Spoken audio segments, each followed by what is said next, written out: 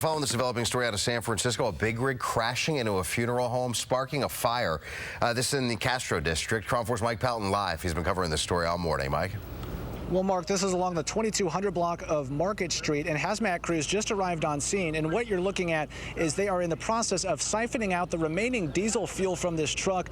After they do that, then crews can go ahead and tow away the truck finally after about 7 hours here on the scene. Now, this truck, this big rig, is used for making deliveries of Starbucks products. I'm told that that truck was doing just that when it crashed into the side of Sullivan's funeral home very early this morning, igniting a large fire. Now, here's cell phone video from just after that blaze broke out.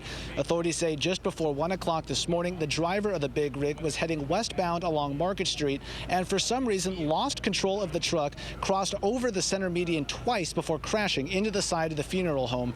Crews then battled this 2-alarm blaze that burned both the truck and side of the funeral home, which is a family business established 90 years ago.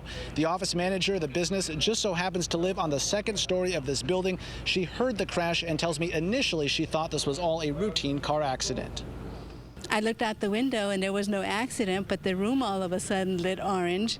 And I looked out this window here and I saw all of this, and the fire was low at first and then it flamed up and hit almost all the way up to the top of the roof.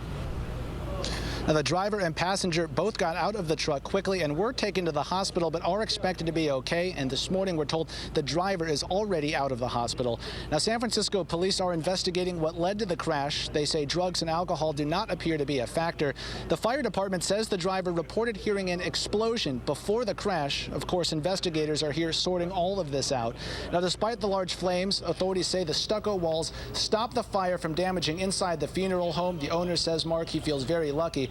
Now, back out here live, you can see all of the damage to that truck. It is important to note that currently westbound Market Street is closed to vehicle traffic between Sanchez and Noe.